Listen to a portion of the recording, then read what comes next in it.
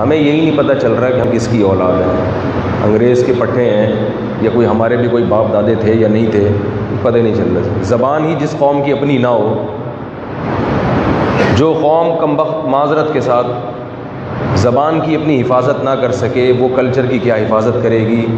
وہ غلام ہی رہے گی، اس کی قسمت میں غلامی مقدر ہے۔ وہ غلام کو دم ہلائے، سب سے بہترین کام اس کے لیے کیا ہے؟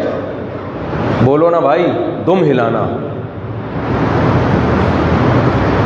اس کی مقدر میں لگتا ہے کہ دم ہلانا لکھا ہوا ہے۔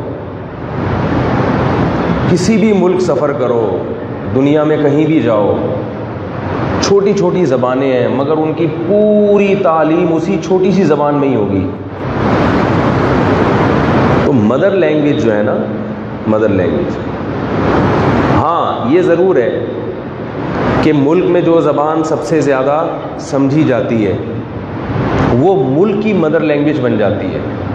ایسے تو ہر ملک میں چھوٹی چھوٹی زبانیں بہت ہیں، اگر ہر زبان میں تعلیم ہو پھر تو ان کا آپس میں ربط ہی نہیں ہو سکتا نا۔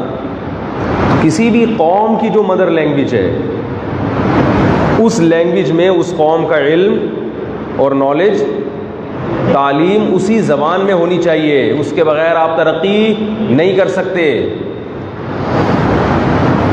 چائنا کہاں نکل گیا اور ہندوستان چائنا سے کتنا پیچھے ہے؟ کیوں؟ چائنیز اپنی زبان میں پڑھتے ہیں اور ہندوستانی انگریزی سیکھتے ہیں۔ تو پاکستان کی جو مدر لینگویج ہے وہ کیا ہے؟ اردو ہے۔ تو میں جلدی سے کوشش کر رہا ہوں اپنی بات کو کمپلیٹ کروں، چونکہ تبدیلی ہم بہت کوشش کر رہے ہیں کہ تبدیلی آ جائے۔ تبدیلی کی باتیں ہم سب کر رہے ہیں، ہر شخص چاہتا ہے تبدیلی آ جائے۔ ترکوں نے جو تبدیلی کی کوشش کی ہے اس میں سب سے بڑی وجہ کیا ہے ان کی کامیابی کی؟ انہوں نے اپنی زبان سے رشتہ ختم نہیں کیا۔ تو میں بتا رہا تھا کہ اردو زبان کو، اردو تو اس لیے بھی اس میں علم ہونا چاہیے، تعلیم ہونی چاہیے۔ ابھی نئی حکومت بنی ہے، اللہ کرے وہ اس طرف، وزیر اعظم جو ہمارے ہیں ان کی ایک اچھی بات یہ ہے کہ دوسرے ملکوں میں جا کے کم از کم اپنی زبان میں بات کر لیتے ہیں، اپنے لباس میں ہی، شلوار قمیض میں ہی جہاں بھی جا رہے ہیں۔ اچھی بات ہے، پازیٹیو چیز تو پازیٹیو ہوتی ہے، اس کی تو اپریشیٹ کرنا چاہیے۔ اب میں بھی انگلش بول رہا ہوں، اپریشیٹ کرنا چاہیے۔ یہ تو ایک آدمی کا کام نہیں ہے نا بھائی، یہ تو جو چینجنگ ہوتی ہے نا حکومتی لیول پہ ہوتی ہے۔ ایک آدمی اگر اس میں کوشش کرے گا تو وہ معاشرے سے پیچھے رہ جائے گا۔ اب مثال کے طور پر میں بھی، لڑکے جب آتے ہیں مجھ سے پوچھتے ہیں کہ انگلش میڈیم بھی ہے، اردو میڈیم بھی ہے، ہم کس میں پڑھیں؟ میں کہتا ہوں انگلش میڈیم میں پڑھو۔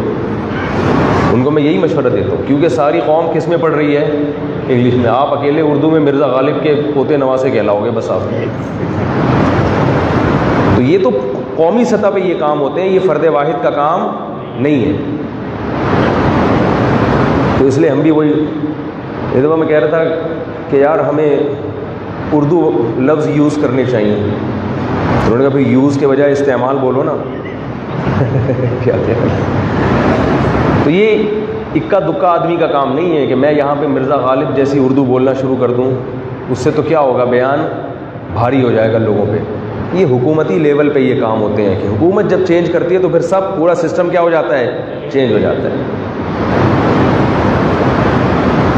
تو دنیا میں ہر قوم علم حاصل کرتی ہے اپنی مدر لینگویج۔ فرانسیسیوں کو دیکھ لو، فرینچ میں تعلیم ہے ان کی، انگلش نہیں جانتے۔ چھوٹے چھوٹے یورپ کے کنٹریز ہیں، بالکل جیسے ہمارے صوبے بھی ان سے بڑے ہیں۔ ہمارے جو 4 صوبے ہیں نا، یہ بھی بہت سے یورپ کے ممالک سے بڑے ہیں۔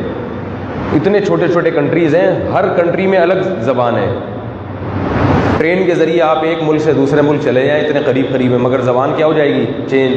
مگر پورا علم ان کا انہی کی زبان میں ہوگا، پورا ملک۔ 50 لاکھ کی آبادی والے ملک، 50 لاکھ تو ہمارے یہاں مجمع میں اکٹھے ہو جاتے ہیں۔ 50 لاکھ پاکستان میں کوئی معنی، یعنی اس لحاظ سے آبادی کا ریشو اگر دیکھا جائے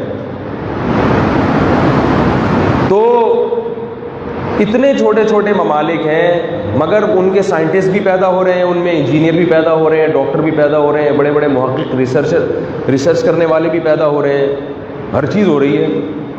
ہمارے ہاں یہ کم بختی آئی ہوئی ہے کہ جب تک ہم انگلش نہیں سیکھیں گے ہم ترقی میں پیچھے رہ جائیں گے۔ یہ کوئی گھول کے ہمیں پلا کے گیا ہے، کوئی بڑا ہوشیار تھا، ڈیڑھ ہوشیار، جس نے ہمارے ساتھ بڑی زبردست سازش کی ہے، اور ہمارے حکمران ہمیشہ اپنا پیٹ بھرنے میں لگے ہوئے ہیں، انہوں نے قوم کی خیر خواہی کا کبھی بھی نہیں سوچا، اور ہم ان سے بڑے بیوقوف ہیں کہ ہم ہر بار انہی کو ووٹ دے کے سلیکٹ کرتے رہتے ہیں۔ اس دفعہ آپ لوٹیں، اس دفعہ اب آپ پلیز اب آپ تھوڑا سا کھائیں، اس پہ خوش ہوتے ہیں، سڑکیں وڑکیں بنا دی، پل بنا دیے، یہ نہیں دیکھتے کہ یہ بنا کیسے رہے ہیں۔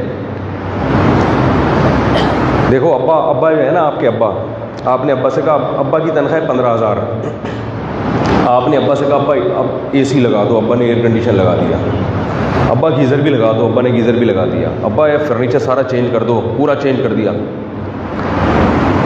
اب لوگ ابا سے پوچھیں گے نا بھائی تم یہ اتنا کچھ کر رہے ہو، تمہاری تنخواہ اتنی ہے نہیں، تو یہ ہوگا کیا؟ ابا کہیں گے یار میں تو کینسر کا مریض ہوں، 90 سال میری عمر ہو گئی، میں تو ٹہلنے والا ہوں، بلی کس پہ آئے گی ساری ہیں؟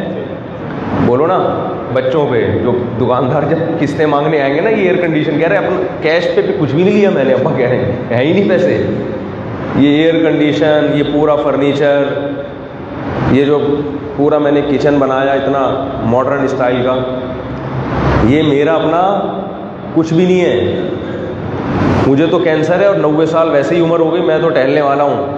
تو تھوڑا سا بچوں کو خوش کرنا چاہتا ہوں۔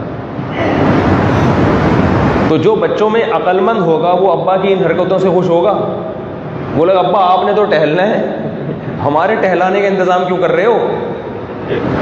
کہے گا کہ نہیں کہے گا؟ ہمیں کیوں مروا رہے ہو بھائی؟ تو سارے قرضہ دینے والے وہ سارے ہمارے گھر کے باہر لائن لگا کے کھڑے ہوئے ہوں گے، یہی ہو رہا ہے۔